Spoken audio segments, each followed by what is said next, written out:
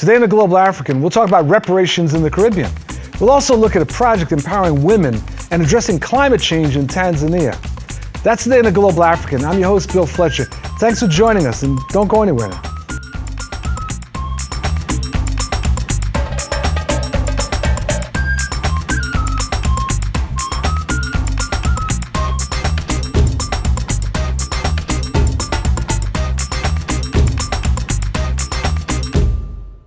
On September 28th, an article appeared in a leading Jamaican newspaper, the Jamaican Observer, asking UK Prime Minister David Cameron to, quote, move to contribute in a joint program of rehabilitation and renewal, unquote.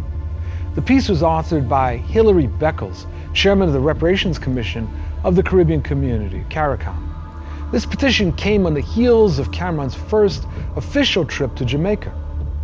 The piece reignited the reparations debate during Cameron's stay, forcing him to address the issue.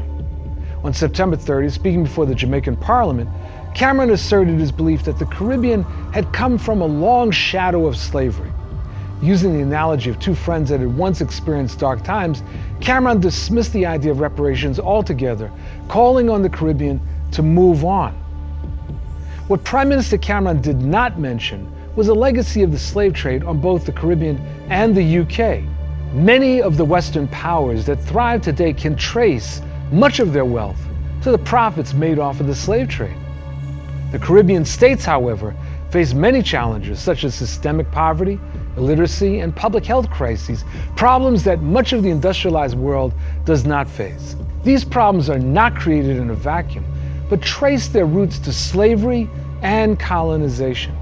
On this segment, we're going to discuss this movement for reparations in the Caribbean, a newly emerging, a newly energized movement for reparations. We're joined by Don Rojas and James Early. Don Rojas is the former press secretary and director of communications of the People's Revolutionary Government of Grenada. He is currently the director of communications for the Institute of the Black World 21 and recently came back from a trip to the Caribbean focusing on a number of issues, including reparations.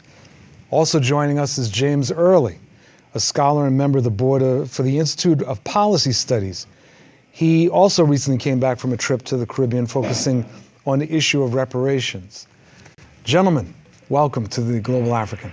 Thank you. Always good to be with you, bro. Always, always. Jamaica was visited by Prime Minister Cameron, who, in his speech, I was struck by the arrogance and contemptuousness of his approach towards the issue of slavery and colonialism. Yes. Was I just misreading this? Do I have a chip on my shoulder or something? No, not at all. You and millions more read exactly that contemptuousness, that arrogance, that dismissive attitude towards the people of Jamaica, indeed towards the entire Caribbean region.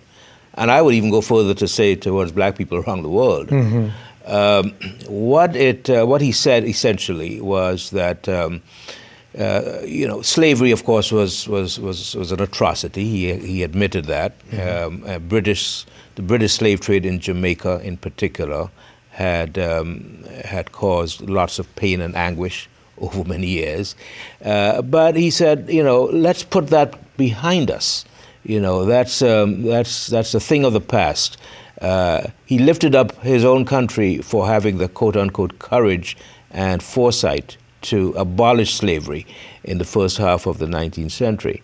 But then, of course, said nothing about Britain's culpability, its responsibility for 200 years of chattel slavery prior to the abolition of slavery. And basically said to the Jamaican Parliament, this is the elected body of representatives of the people, let's move on, get over it. Essentially, get over this preoccupation with slavery. Let's move forward and let's build a relationship that is focused on the future and not on the past. And, the majority of people in Jamaica found that to be profoundly insulting. And there was an outcry from not just elected officials and leaders of civil society, but the masses as a whole. And that outcry was reflected in the media itself, people calling into radio stations, writing letters to the newspapers, etc.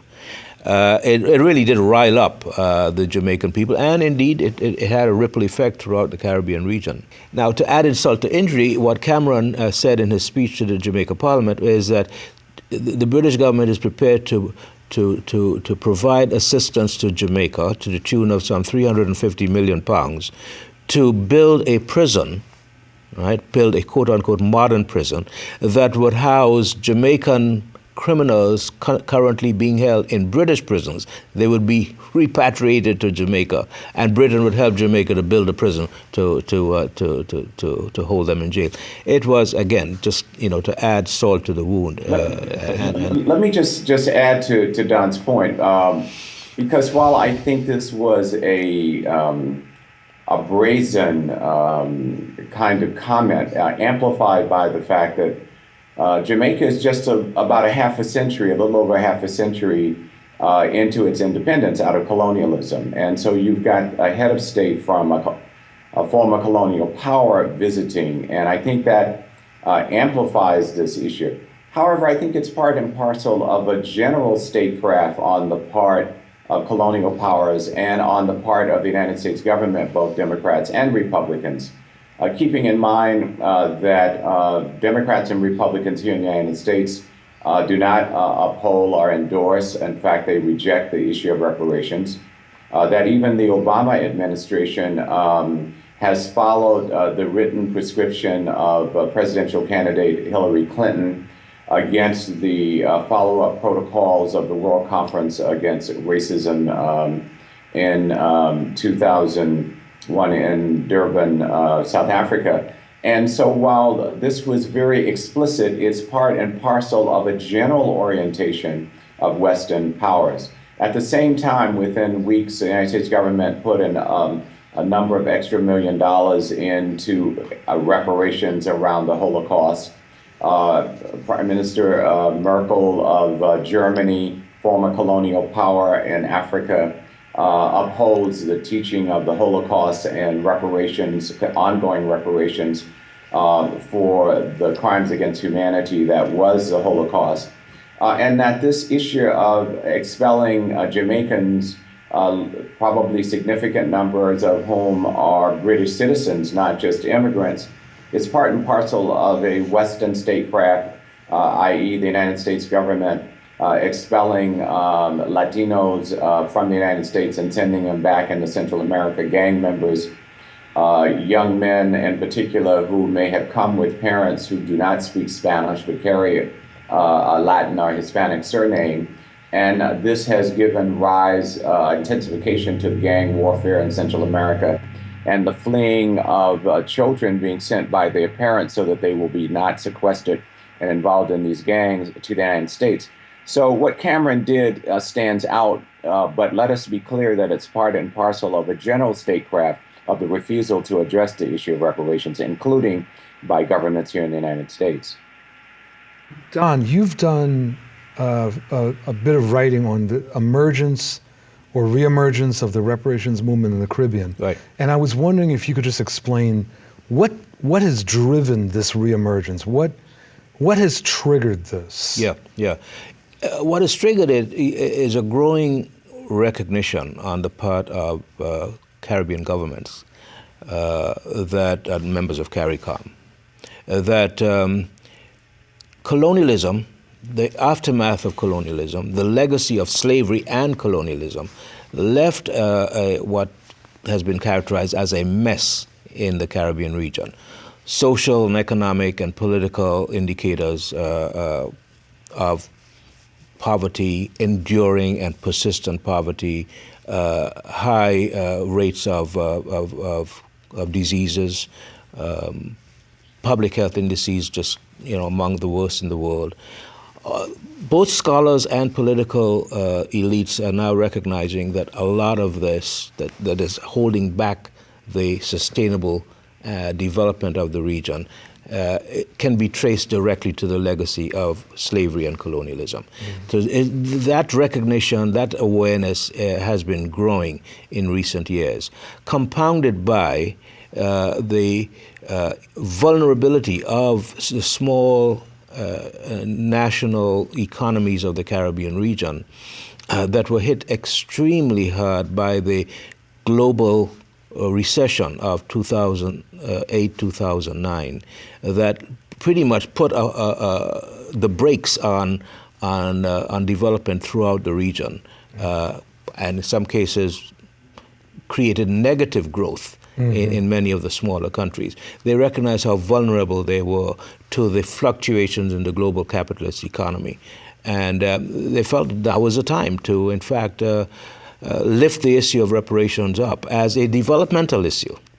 And not only as an issue of compensation for historical crimes, which in itself is a legitimate demand, but also tie it into the next stage of development in the post-colonial period. James, what were your objectives, you and Danny Glover, in this most recent trip?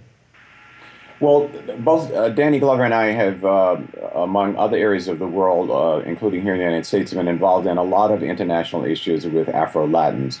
And because of our history of being positioned, particularly around certain government leadership and in relationship to on-the-ground grassroots citizens organizations, we, I think, see ourselves as an added factor to the warriors that have been on the ground for many, many years. In the case of the United States of America, in COBRA, the National Coalition People Against Black People for Reparations, did the spade work and continued to do stalwart work that has given emergence to Congressman John Conyers at the level of statecraft in relationship to citizen activity.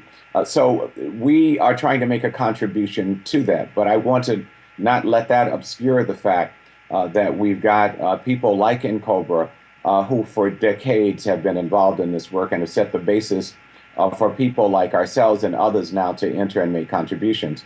The same is true with regard to the Caribbean, that it is at the level of grassroots citizenry that pushed the issue of reparations in the Caribbean for many years. And then I think it was perhaps Barbados may have been the first country to actually incorporate within state government a position looking at reparations. And then you have stalwart civil society activists like Sir Hilary Beckles, Vice Chancellor for the University of the West Indies, who has also done extraordinary research. So our objective was to try to make a contribution of being new bridges between these two activist communities, the stalwarts again here in the United States, and those on the ground within the Caribbean. What I want to understand is, what's the pressure point on Britain and France? Why should they? I mean, let's just think about it for a second. During the Cold War, the Caribbean was very important for Western countries. And they put all kinds of resources in to the Caribbean in order to stop potential insurgencies, et cetera, right? At the end of the Cold War, assistance to the Caribbean just started to vanish. And it was as if the United States, Britain, and France did not give a damn anymore about the Caribbean. So what's the pressure on these powers to even take this seriously? I mean, James mentioned before the 2001 UN World Conference against racism. And we saw what happened. After 9/11, it's like, what World Conference against racism? Right. I mean, it wasn't even being discussed. Right. So what's the pressure? The pressure point in the United States, if let me begin there, sure. I think has to tie directly in with the ongoing protest movements against the denigration of Black lives at all levels of society.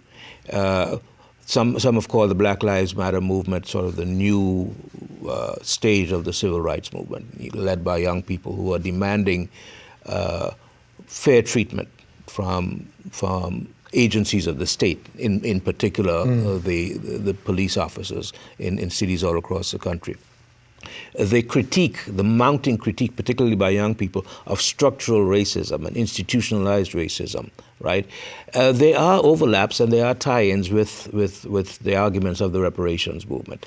You're beginning to see a convergence of ideological currents from the reparations movement, which has been around for a long time in the United States, and the Black Lives Matter movement. And I think that at some point in the not too distant future, that convergence will in fact increase the pressure on, here in the U.S., on domestic policymakers to begin to address the totality of these issues.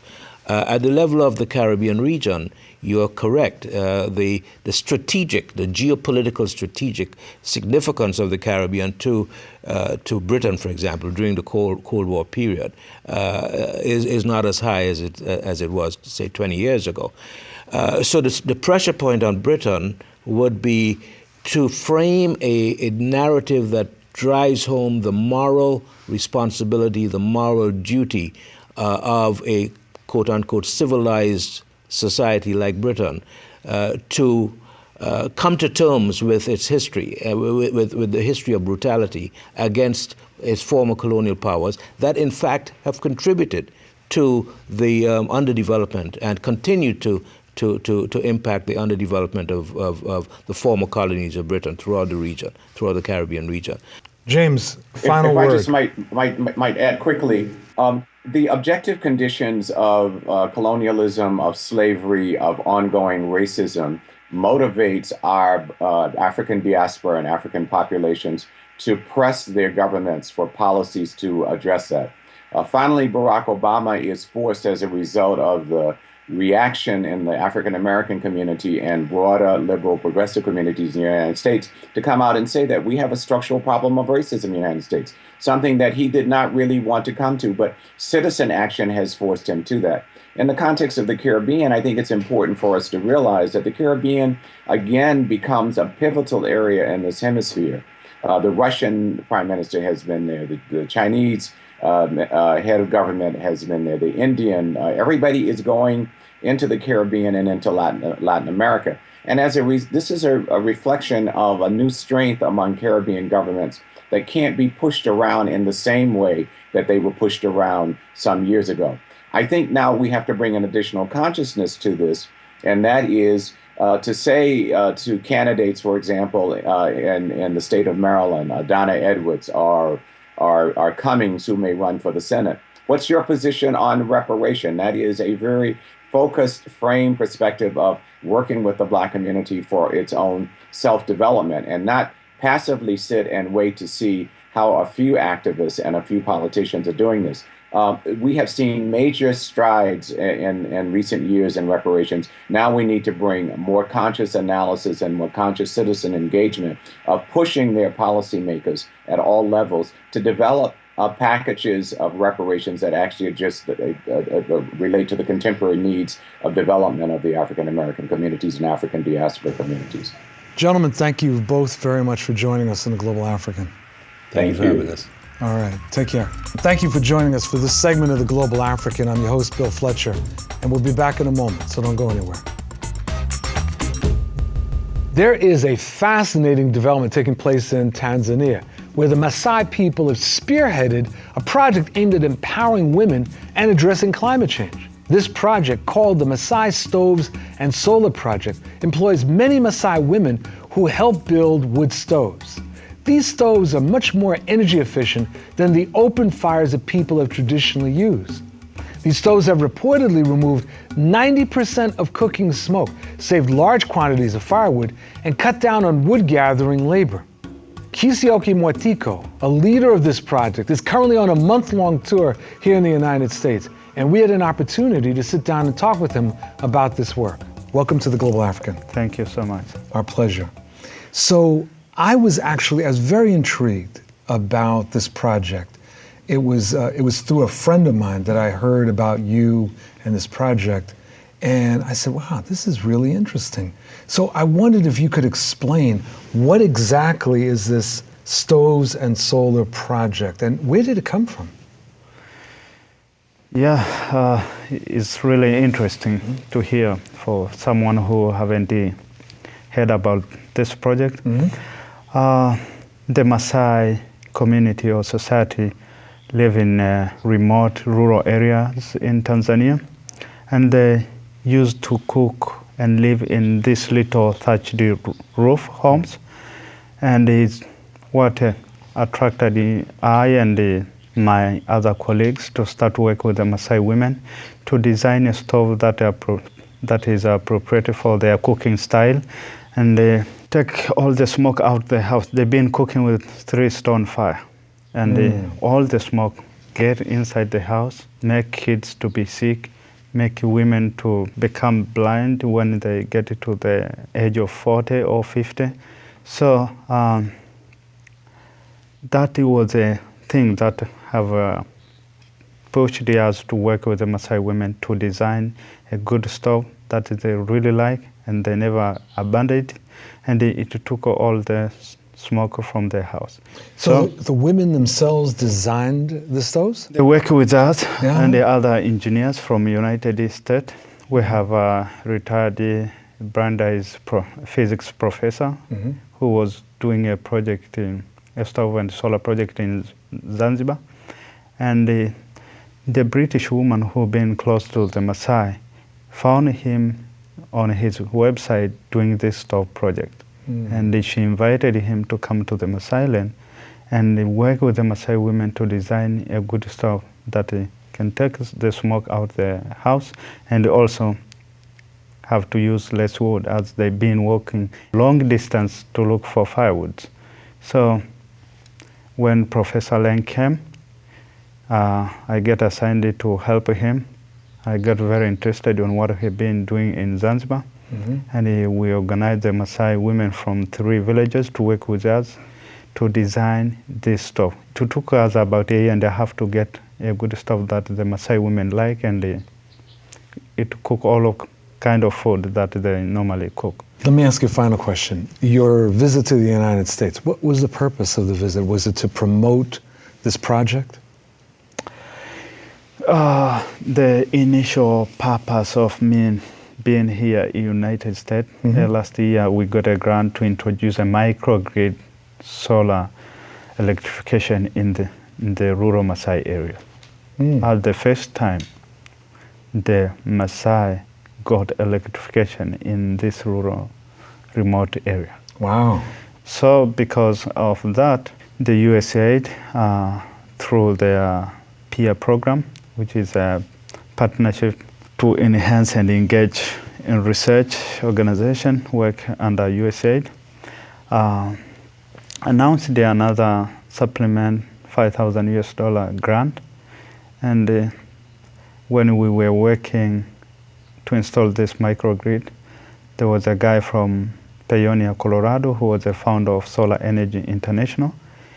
He was traveling to safari in Ngorongoro area, and he heard about our work through the guy who was guiding him, and it was a good luck. He passed our car on the road, and they come back and meet me and talk to me, and he told me about his Solar International organization that they train some people.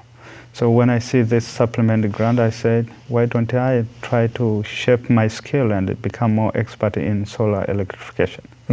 So I applied for the grant, and they awarded us, and it made me to go to Paonia for 1 week of course to study about battery-based solar electrification.